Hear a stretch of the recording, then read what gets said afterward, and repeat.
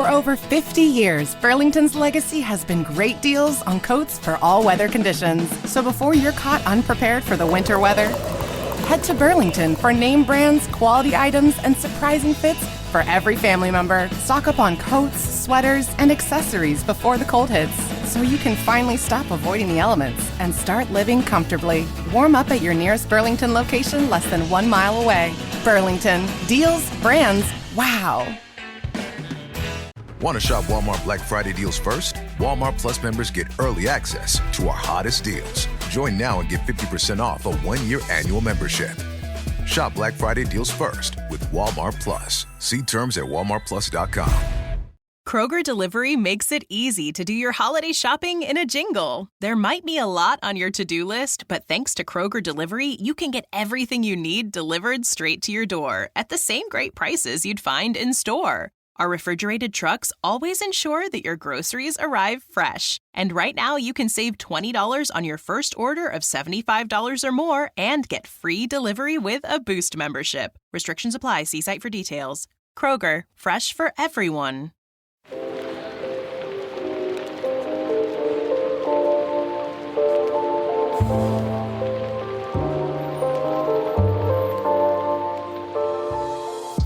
Welcome to Book Talk for Book Talk, a literary podcast where we have been deep diving into your favorite novels. This is Jack. And I'm Amy. And our listeners love to share their thoughts and theories via email and voicemail, so we're sharing some of them via our weekly mini episodes.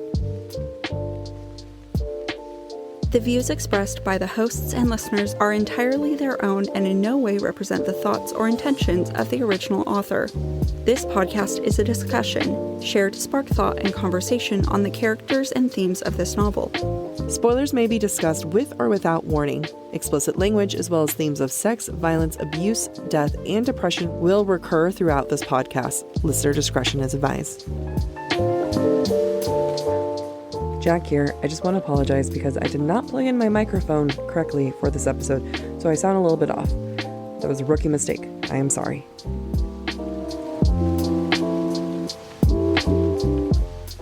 Welcome to the very first episode of the new year. Oh, God. I was going to respond and then I was like, wait, no, I'm not ready for 2024. We're recording this on the 31st, so you better be ready for 2024. In my head, it is still the 30th. Which is fair. I have one more day. We're recording this in the past. I mean, obviously it's always in the past, but like in the past, last year in 2023, but to get us ready, what January 2024 means? Crescent City. Yeah, it does. So not just the third book, but some might say even more highly anticipated, our 5th season. Wow. Some being not even our mothers. Starting off the new year with a new year kick to the gut. That's right. So we're doing a listener email today, and I tried to find some of these Crescent City related listener emails, and Amy doesn't know what I'm reading, and I haven't read these out loud with my mouth. And this is all in anticipation of season 5, which starts Tuesday, January 16th. And no one knows the style that we're doing it in. We haven't announced that yet, so I don't know that they'll be able to tell a difference. The fact that I'm going to cut this out, but Patreon can hear it. Oh, I was thinking about our other process. notes. Yeah, this season it's like our note style is a little bit different, but our publishing style is going to be a little bit different. Yeah, I don't know when we're going to announce that, but Yeah. Yep. Before we dive in, folks, we have a spoiler warning, not only for Crescent City, but for all of SJM Universe. This is going to be true for all of season 5, but especially this episode. Well, season 5, we try to separate it. We try to separate it. This episode, we're not separating. We're not trying. I'm trying to be vague in my descriptions enough that people who know, and people who don't. But, If you know, you know. If you know, you know. Let's get into the emails. The first one comes up from Jeannie. All right. Thanks so much for your podcast. It's really helped me get back into critical thinking during my reading slump. As y'all start analyzing Crescent City, I've been thinking about how much SJM reuses similar character types in her series, but through different lenses. For example, I think the Autumn King's personality is very similar to Rhys's character before he mates with Feyre. The main difference is we only view the Autumn King from antagonistic relationships. My theory is that his relationship with Ember is a parallel to Rhys's relationship with Feyre, but Ember remained human and was never able to fully embrace the mating bond, so the Autumn King never evolved like Rhys did. I also believe that the Autumn King is protecting something big, like Rhys was with Valaris. Anyway, those are my thoughts. I look forward to listening along as you dive into Crescent City. I love this. I think the Rhys comparison is really poignant to me, especially when we look at things like there are objects in their offices that are identical, which I think we talk about in our multiverse breadcrumbs for the season. So I love this idea. I also think just by calling him the Autumn King, for those of us who've read ACOTAR before Crescent City, we're going to automatically make comparisons to Baron and all of the Autumn Court sons. And Autumn for us is automatically villainous now. Yeah. And I think SJM does it on purpose. So I agree. And it's almost like a red herring of villainous, It is. It is. He's constantly conducting experiments, looking into things that we don't understand. And I think it's going to come up in Crescent City 3. And so I agree that he's probably hiding something big. Yeah, I think when we were taking our notes, I don't know if I said this out loud or kept it to myself, because I was like, you know what, Jack, maybe you shouldn't come off so thirsty, but I'm going to do this now. Where it was like, all right, Autumn Daddy doesn't seem too bad. Like, okay, it's not great that he wanted to kidnap Ember. However... Or that he burned his son's arms. I forgot about that part. He was physically abusive to Rune.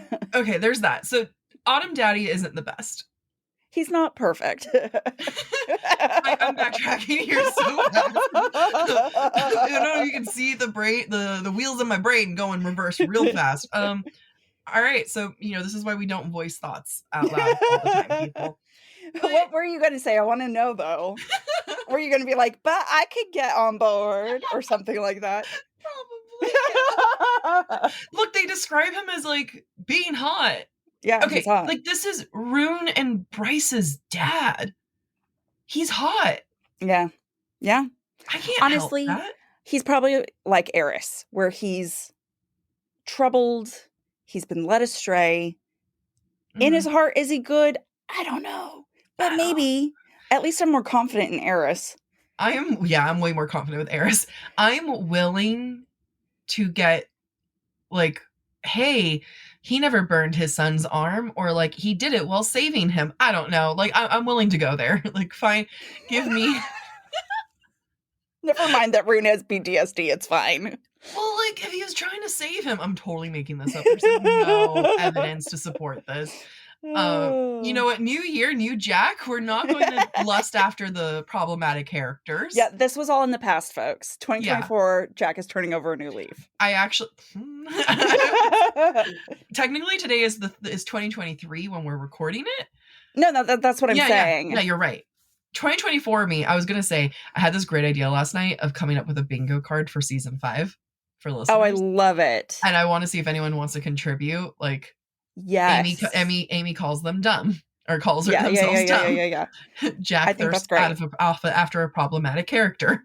We should just post something on Patreon for people to contribute to. Oh yeah, fill it out. Yeah, I agree. I would love people to get their bingo. Yeah, love it. Yeah, great email, Jeannie. The next email comes from Michu. Meet you. I know. It's Michu. Meet you. And I was like meet you. Or meet cute. Or meet cute. That's all they've given me. I love it. It's a great name.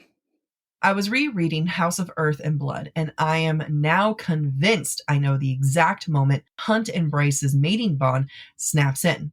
Here's my theory. It snaps when they go to the gun range, chapter 36. It's described when Hunt grabs the gun to shoot after Bryce did. Quote, That click reverberated between them, loud as a thunderclap. After this scene is when we start really seeing the attraction between them. And then later in chapter 52, Bryce cooks what she calls an apology meal for him. Call me crazy, but this feels like a mate soup situation. Quote, Hunt studied the steaming pot of meat and rice. He's seen dogs served fancier meals, but he smiled slightly, his chest inexplicably tightening again. I love it. I'm happy we got this email before we got to those chapters so we can reference it. Well, I think this is such a great point, Michu, because SJM, I saw this mostly in Sky and Breath when we get Cormac's version of winnowing. And I'm like, it's like winnowing without winnowing. SJM, you're being lazy. Like, why didn't you try to come up with something else? Yeah. All before knowing what I know by the end of Sky and Breath. And I think SJM is doing a fantastic job weaving in a bunch of lore subtly that we're not always making connections with, like, oh, we've seen this before. And it's not because she's lazy. Yeah. It's because it has significance. And I agree. I love it. I mean, like, I think this one leans into that phrase clicks into place, which is a phrase that Reese uses quite a bit. And we get that a lot in ACOTAR, that, things just clicked into place. Yeah. And you never like get that. Yeah. Click. It's really hard for me not to start singing Blank Space. And I've got your name. Yeah. But you don't get an actual click, like you kind of feel, you get descriptions of light. I think this is one of the first ones that you get that almost as if it's so intense that it snaps into place and you can hear that snap. Yeah, like the mating bond is so visceral and physically manifests into an actual click. Yeah. Which we haven't really seen, which is really cool. It's like when your stomach gurgles so loud that everyone else hears it too. Oh, I was thinking it's your stomach gurgles so loud that you slap it and tell it to shut up. Talk about a personal experience there. Yeah. You're embarrassing me. Stop it. Stop it. We're not doing this today. You're in the middle of a work meeting. Hold on, guys. Get back in. You just got to have a firm hand sometimes. Fall has officially started here in Los Angeles, and that means we finally get to do fall activities.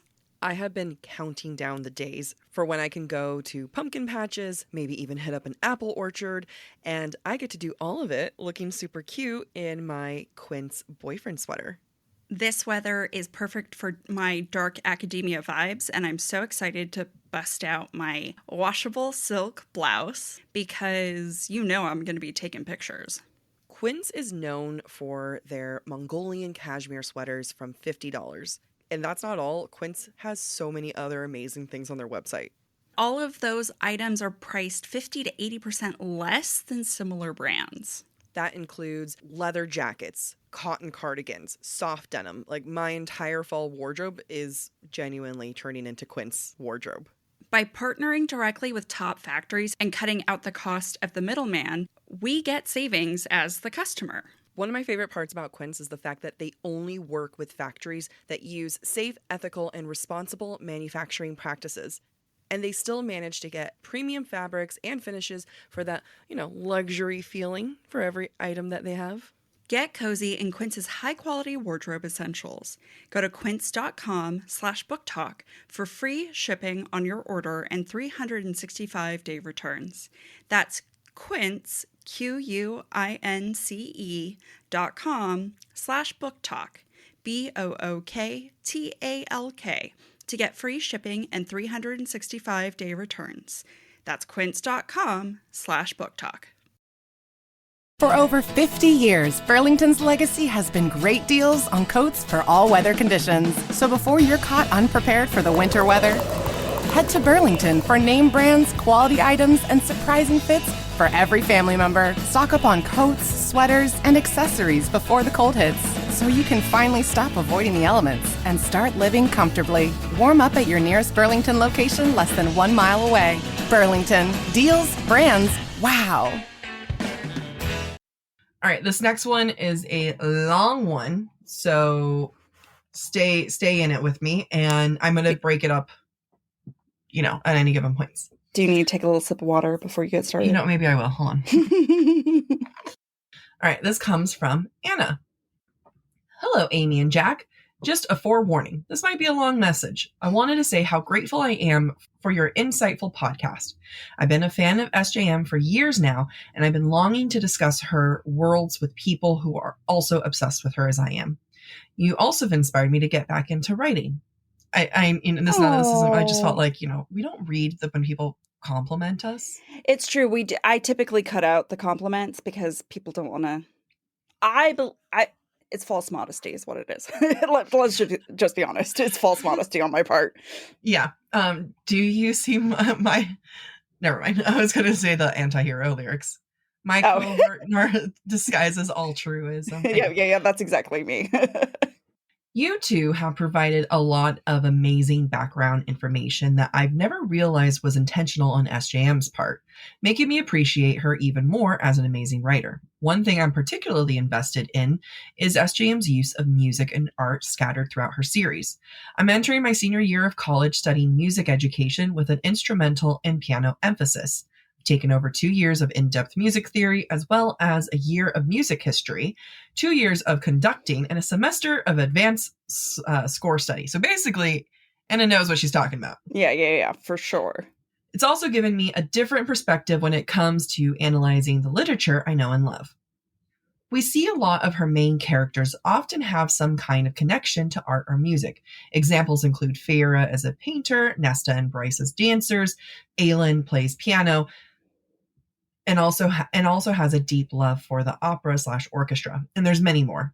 I've learned from this podcast that Sarah is intentional with almost everything she does, making it seem significant to me that the female lead of each of her series has an affinity to music or art. I've done a deep dive into some of Sarah's writing processes, and I know she's mentioned that she gets a lot of her inspiration from music. This is common for a lot of writers. Jack talks about it too. Yeah, I do. Because Sarah is so well read and versed in many religious myths and European lore, those end up leading into her writing. I wouldn't be surprised if she also gets some of her story ideas from the music she listens to. Some examples that come to mind include Swan Lake Ballet and the Firebird. There's Stravinsky's. Oh, I think I did it. Yeah, Stravinsky. Wow. And Stravinsky's Firebird Suite, which I have conducted and analyzed. The story of Swan Lake ties into Vass's plot, as well as the evil twin theory surrounding Gwen and her sisters. Sarah has also confirmed that she found specific inspiration from the final song of the ballet for a scene from the Throne of Glass series. At the very end of Queen and Shadow, when Aelin and Rowan set foot in Terrasen for the first time in years, Sarah hears the final song from Swan Lake. Stravinsky's Firebird Suite ties almost directly to Vass's storyline.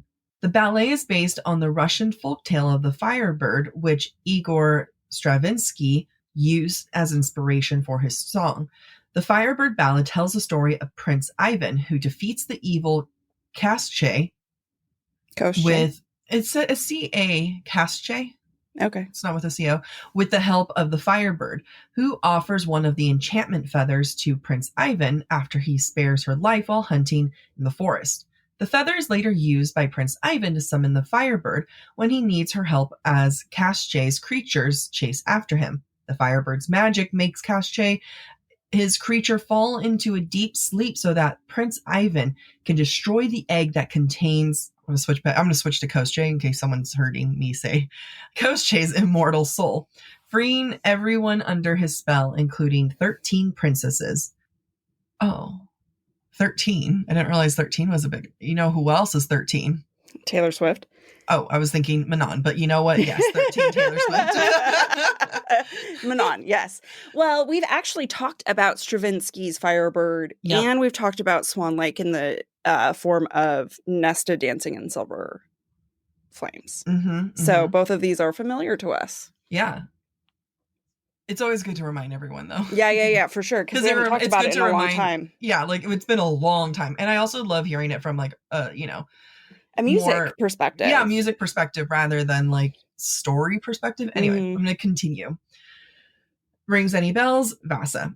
How about putting magic creatures to sleep in order to destroy their eternal soul? It reminds me of how in Throne of Glass, Gavin and Elena put the Valg king to sleep sealed in the tomb for thousands of years. Furthermore, Stravinsky wasn't the first to set music to his Russian tale. The original music was by... Why do we do this? Anatoly Lovdov. That's not right. Lyadov. All right, we're moving forward. Known for his orchestral piece Enchanted Lake. This title reminds me of the lake Aelin and Rowan discover in Heir of Fire, as well as the lake where Koschei is. The number 13 can also point to Manon and her 13 witches. Okay, I clearly didn't read further enough. And the one witch who fell in love with Asterin. While I have nothing to back these wild connections, they're just what I see in the story and characters. Coincidences like this shouldn't be ignored, at least not when it comes to SJM. So I think the second composer is Anatoly Lyadov. Yep. Anatoly Lyadov. It's exactly what I said. No, it's not. I think we've talked about the Vasa connection, but we've never talked about the Throne of Glass connection with it. Yeah, that's fair. Well, I think that's because I hadn't read Throne of Glass by that point, and yours was a fever dream. Yeah, mine was a fever dream, but also no one else brought this up. So I love how I'm blaming the listeners. I was like, you're the ones who didn't tell us. I think that this is part of SJM's attempt to, because I think this comes to a fundamental question. Are the worlds parallel universes? Are they past, present, future? Are they planets within the same solar system? Like, there's a lot we don't know about how these places are connected. Mm-hmm. However, we do know that some of the Fae came from these other worlds into Midgard. So there's at least some history and some tie. And I think, to me, it's not surprising that we're seeing the same motifs, these same themes of an enchanted lake and, the Firebird story in different forms in each of these universes. And I think, it's intentional, obviously. Yeah.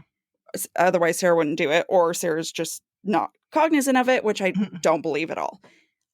To me, in some way, this goes back to the reincarnation theory I've always had of these stories keep playing out because they're not fully resolved.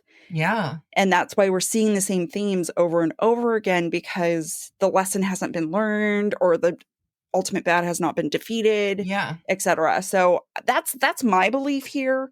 But what are your thoughts, Jack? Yes. And I think for me, my main takeaway from this is like, wow, SJM pulled from the same story. Mm-hmm. And we haven't seen her do that before. Mm-hmm. It's not like she, when there's a story about like Persephone and Hades, like that's such a loose one, but she doesn't pull that again. Or the story of Tam Lin, the Scottish lore. She doesn't pull from that again. I can't think of any other one where she gets different inspirations from the same story. Right, because we have Vasa and Koschei, and then we have the 13 princesses, obviously very similarly linked to the 13 with Manon. So I'm wondering if that's like her way of saying that there's a direct link between the two of these. Yeah. Like Manon and Vasa. There's going to be a connection there, a parallel there, which like now we're just getting into like, all sorts of like teaser spoilers theories where I'm just like, Vasa being human, you and I have been like, so what happens to her? Like, does she get with Jurian? Does Jurian now have a human life? Is he immortal? I feel like no one ends up mortal in SJM world. Like everyone ends up immortal, like, being able to be with their partner forever. Right. And, right. Does she get with Jurian? Does she get with Lucian? Like whoever she gets with, or she gets with no one, or with a woman, who knows? But like, it feels like SJM wouldn't have a main character. I mean, she's not a main character, but wouldn't have a key player die off unless that is the fate. But it just was like, I don't know. It would answer some things. Yes. So between what Anna was saying and what you were saying, I can see, and then what I was saying, let's put it all together. We know that Elaine and Aelin, their names have the same letters, just rearranged, right? We did? Yes, this is all over TikTok. Aelin and Elaine have the same letters. They're now just that rearranged. You're on TikTok, I haven't been left behind. And the 13 that 13 women Koschei have trapped is related to Vesa. So in a way, it's related to Manon and her 13. Yeah. In my mind, between Manon and Elaine, who's the human guy that Elaine and Aelin both leave behind is, what's his name that everybody hates? Grayson, but what's his name in Throne of Glass? Oh, Cale. Cale. Cale is Grayson, Dorian is Jurian. Whoa. And we're seeing this because we never got the end of Manon and Dorian's story. Yeah. Yeah. I feel like we're going to see some of that play out. And this is, again, this reincarnation. We never got to see the end of that in Throne of Glass. What if we get to see it play out in ACOTAR? Oh, I love this. And I just think, like, if it is a parallel universe, right, because they did not get their ending in Throne of Glass world, they're going to get their ending in ACOTAR world as these other characters. So I'm just really excited. I gave myself goosebumps. You gave yourself goosebumps. I did. You're like, oh my God. I'm so good. Do you see this? The chills I have in my own talent. No, it's not that. It's SJM's talent. Yeah, and the story is being told. I think what hurts the most is how close we are to finding out the truth. I know. Except there's apparently going to be more Crescent City books. Yeah, but like not part of this Crescent City, if that makes sense. It's the same way that Nesta's part of. Yeah, like it's going to be somebody else's story. Yeah, that's my theory. She hasn't confirmed anything, but she says that this is a 3-book arc. I bet it's Tharian, because I don't know. Try to make him useful, have a purpose, because right now he pisses me off. Got none for us. Wow, we're haters. This episode is brought to you by Allstate. Some people just know they could save hundreds on car insurance by checking Allstate first. Like to check the date of the big game first before you accidentally buy tickets on your 20th wedding anniversary and have to spend the next 20 years of your marriage making up for it. Yeah, checking first is smart. So check Allstate first for a quote that could save you hundreds. You're in good hands with Allstate. Savings vary. Terms apply. Allstate Fire and Casualty Insurance Company and Affiliates. Northbrook, Illinois. The next one comes from Eleanor. Hi, Amy and Jack. I want to start by saying I love the podcast so much. Hearing the way both your brains think and analyze is amazing. And never heard anyone say that about how my brain works. So, thank you. Here's my theory. The Valg, Daglin, and Asteri are all the same. Maybe not the same individuals, but the same species. I also don't think that Rhys is Valg. Here are the similarities between the three.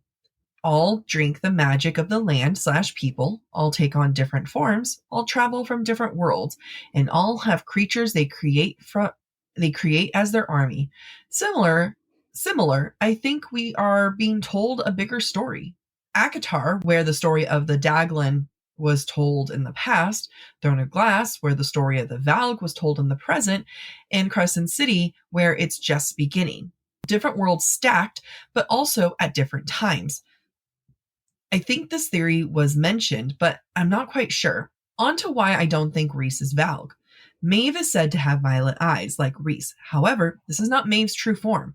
She takes the form of a fae body, but it's not said where she's got the image of the body from. I don't think her having violet eyes links Rhys or Rune to Valg, but more that there was possibly a version in Throne of Glass world that might have had violet eyes that Maeve was inspired by. I think that might have been Dorian's bloodline before Bryce sees Reese. Amy's head is jiggling so much right now. I got a little bit more. I think that might have been Dorian's bloodline before Bryce sees Reese and links the eyes. Rune is described to have blue eyes. One thing we know about Dorian is his sapphire or vibrant blue eyes. All three are oddly similar in description as well. It could be nothing, but Dorian is very powerful, and I think there is some connection there. Anyway, those are my late night theories. Love the podcast. I'm excited for what's to come. All right, go ahead. Let your head jiggle. Love it. Wonderful job. I agree. So Maeve had to take on a form of a fae. Mm-hmm. And I know as humans, we're not very good at, like, studies show that when you like sleep or close your eyes and you imagine a face, it's a face you've seen before. You're not capable of imagining a face you haven't seen before. Mm-hmm. If that is true for Maeve, she had to have taken on a form of a face she's seen. Yeah. Potentially, right? Or so Dorian's killed. bloodline, or killed. What if the form of Maeve in Throne of Glass is identical to Reese's mother in Holy ACOTAR? shit. You're just coming in hot and fast today. Wow. I mean, it's an unhinged theory, but it could be part of Dorian's bloodline, Mhm. which could be part of Reese's bloodline. Like, we don't know. Fair. So yeah, that's what I got. Wow. You got a lot. Thanks. I want you to know. You got a lot. You contributed a lot. Thanks. You did great. I love the idea. Like, very early on, everyone latched onto this. Reese is Valg. Reese is evil. Look at him in Silver Flames. He's evil. And I'm saying that as if I wasn't one of them. But I never really did think that he was evil. I could be on board with him being Valg. But the evidence of people being like, well, look at how he was in Silver Flames. I feel like you and I are very aligned of like, babe, that's just who he is. Like, that's sorry. Yeah. He's never changed. And Nesta's POV is going to be different from Feyre's POV, so they're going to describe his behavior differently. So I'm on board with stepping away from the whole he is Valg. Mm-hmm. And we don't know how Dorian looks similar to them. I think we do, other than the eyes, right? Like, we never put together that Reese and Rune had similar descriptions until after, but we now know that they're near identical. Right. What we do know about Rune is that he is tan. Yeah. Right. And that's something that we do know about Dorian, is that he's a little white boy, right? Like, he's pretty fair. I think that's right. Right. That's kind of how, I mean, at least going off of the art I've seen. I think that's right. He's like very fair. But so was Reese while he was under the mountain. Yeah, but like, once he got some sun, he was fine. Right. We don't know how much sun Dorian got. I think he got some sun. I don't know. Royals, they have live to in be like a crystal little palace. Like the UV. It might have UV protection. You don't know. The skin cancer that's rampant in that kingdom. I mean, I am curious to see how similar that they're all going to go in. There's like the power of 3, right? Like, you're not going to have just 2 characters that look alike. I mean, you might, but Sarah loves going for that 3 hitter, right? And we talk about this. This is really popular in writing and in movies, where if they don't get it on the first try or the second try, then on the third try it works. Even the introduction, I was watching Love Actually, and he's trying to sing, like, the guy is trying to sing that song. I feel it in my fingers. I feel it in my toes. He doesn't get it until the third one. And as I was watching it, I was like, the power of 3, mother. I was watching with my mom. And it was like, so Sarah, though, is really great about leaning into that. Yeah. So I would very much get on board with the fact that there's going to be another third identical looking guy in there. Yeah, I agree. And maybe Dorian just needs to stop applying the sunscreen, and we will discover how tan he is. Get. Yeah. I mean, it's similar to me. But, like, I know. I heard it as I was saying, and I'm like, I regret this entirely. But, like, I'm very fair. Mm-hmm. But then, because I am Latin, you put me in the sun and I can get very dark very quickly. Crispy, a little spicy. But, like, people would never guess that because of, like, how white I am. Right. Patreon here, like you guys can see, just look at that glimmer. Look at it. Yeah. Shine, radiate. You look empty. whiter than me right now. It's true. I'm really glowy too. Look at that. If you want to see the video to this episode, you can go join our Patreon. This is, I'm going to make this available for everyone. Here's a little one from Maddie W. So I'm on chapter 86 of Crescent City, and I had a thought as I was driving to work after. What if when Micah opened the portals with the horn, that was also when in Silver Flames, Nesta started to mess with the dread trove, specifically the harp? That would explain why Nesta had the dread about other worlds and why all the gates in Crescent City opened, because it wasn't just Micah and the horn, the harp was assisting. I mean, I haven't read Silver Flames in so long, so I would never have made that connection. But there's a lot of connection with Silver Flames, and like I could see it. Yeah, I'm because she was probably writing both of these at the same time, right? Yeah. Both Crescent City, House of Earth and Blood, as well as ACOTAR Silver Flames. Yeah. I'm disappointed. Yeah. We were tempted to read Silver Flames and we didn't. And now I'm disappointed in us. We're here to analyze Crescent City. We're here to analyze Crescent City. But I would not be surprised when we do eventually go back and read Silver Flames for us to be like, aha, yes, I do see the Crescent City connection here, and that the Dread Trove was working in combination with the horn in Micah, because what if the horn is part of the Dread Trove? Yeah.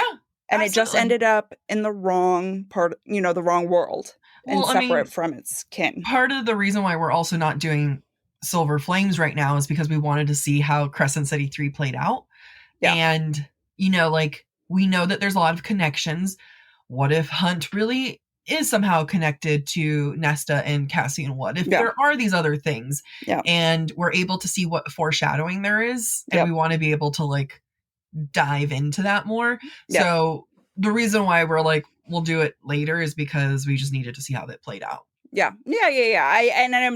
I'm not saying we made the wrong choice. Oh no. I know there's someone out there who is. And I'm telling them. Got it. I would not be surprised if the horn in Bryce's back is related to the Dread Trove that Nesta and Cassian have been searching for. Just imagine if you knew there was a thing in your skin like that. I'd be so grossed out. Yeah, because it has a mind of its own, essentially. Yeah. Does it know what you're thinking? Because now I'm thinking alien, it's attached to you. You're the host. It's a parasite. Ew. Why not? Do you think it's watching? What I mean? Yeah. What if the harp was ground up and tattooed into Nesta? She would have a hard time controlling it. I was when you kind of rings unite thing, and I was do you have to tattoo it on her back? And then they back bump with each other, and they're ooh, they're we must merge these two together, quick, back to back. I don't think that's how it works, but great. No, I don't think so. But the visual is great. But it's never too late for SJ. No, it is too late for SJ to add that. Yeah, these have been absolutely great theories. We haven't done a listener email in so long, and we're revving up for season 5, and we just have a couple more minis to come out, and then we're going to be in the thick of it.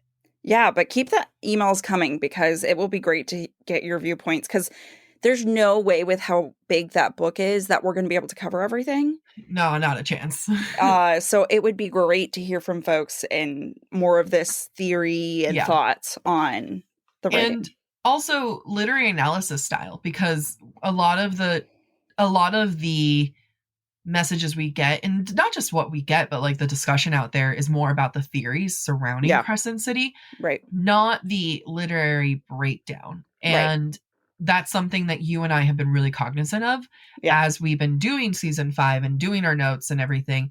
And it's been pretty fun to look at it in such a different perspective than what people have been talking about. And then seeing how much thought SJM put behind it in literary ways rather than theoretical plot ways. Yeah.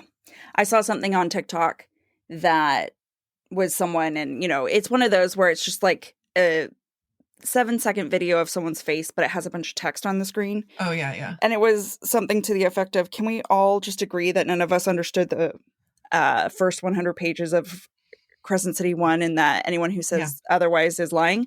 Yeah. And I'm like, it's true, but when you read it the second time, it's because we're like Danica.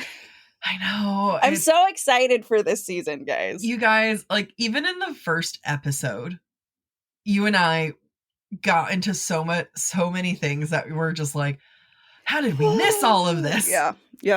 It's been a very fun. We're recording we're recording episode 5 tomorrow. Yep. And that means we're going to be 1/3 of the way through. I was waiting for you to do the math. Thank you. I appreciate You're it. welcome. I was thinking about when we were reading that one email talking about like how SJM characters are all very art related. You know, they're into painting, dancing, music. Give me the main character girly who really rocks Excel. Me. That's you. That's me. You're like, I can add a formula like nobody's business. That's right. Or give me the main female character who likes to crochet. Yeah, right. It's or an like, art form. Or just like the person who likes to scroll on TikTok for a long time. Yeah. That's yeah. It's funny because it's like none of us, we really like, I like art. I don't do it. Yeah. I'll paint it. I like music. Don't make it. I bet. I know nothing about SJM's personal hobbies or abilities other than writing. You know, she's maybe know something. She might just be a deep appreciator. It doesn't mean she plays the piano. Looking around in my room as if looking to see what I appreciate. Like, I'm a deep appreciator of smut. There's an fake entire flowers shelf here. Like, you see those fake flowers over there? And I put on the lights as if that was going to make a big dramatic difference in my background. Yeah. So yeah, if you want to see the video of this episode, go join our Patreon. It's available at every level. Woohoo! Woo! Happy New Year! Happy New Year! See you all. I guess never. I guess we never see anybody, but no, never say never. Never say never. Maybe in person one day. I think what I was trying to say, and it didn't come out, was like, see you all in season 5 real soon. Like, we're so excited to share this season. No, you did it. You said exactly what you should have said. Yeah, I know. Second time's a charm. Yeah, and the days I need to take off for when Crescent City 3 comes out. I'm just not ready. I got like a wave of butterflies and nausea at the same time. Yeah. I'm stuck between reading or listening. Like, what's going to be faster? I'm going to delete my social media apps off my phone. Yeah. When it comes out until I'm done reading it. I believe in our listeners on not sending spoilers. Yeah. I think I will do what I did with Throne of Glass, where I'll post updates on Threads. Will I? Yeah. Because that'll be entertaining, but you not do Threads. spoiler free. I'll do Instagram stories. Great. Divide and conquer. Yes. All right. Bye. Bye. Thank you for listening to this mini episode of Book Talk for Book Talk. We encourage you to rate and subscribe to our show on your preferred podcast listening platform. We would love to hear your thoughts based on today's conversation. You can submit your comments to our form at booktalkforbooktalk.com or via our Camflare voicemail system. Please visit booktalkforbooktalk.com for more information. You can also follow us on TikTok or Instagram at the handle booktalkforbooktalk. Bye!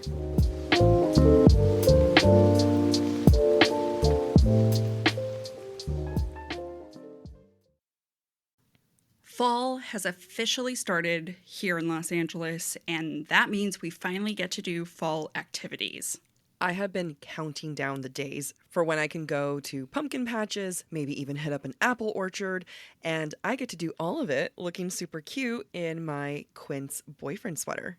This weather is perfect for my dark academia vibes, and I'm so excited to bust out my washable silk blouse because you know I'm going to be taking pictures. Quince is known for their Mongolian cashmere sweaters from $50. And that's not all. Quince has so many other amazing things on their website. All of those items are priced 50 to 80% less than similar brands. That includes leather jackets, cotton cardigans, soft denim. Like my entire fall wardrobe is genuinely turning into Quince wardrobe. By partnering directly with top factories and cutting out the cost of the middleman, we get savings as the customer. One of my favorite parts about Quince is the fact that they only work with factories that use safe, ethical, and responsible manufacturing practices. And they still manage to get premium fabrics and finishes for that, luxury feeling for every item that they have. Get cozy in Quince's high-quality wardrobe essentials. Go to quince.com/booktalk for free shipping on your order and 365-day returns. That's Quince, QUINCE.com/booktalk, BOOKTALK, to get free shipping and 365-day returns. That's quince.com/booktalk.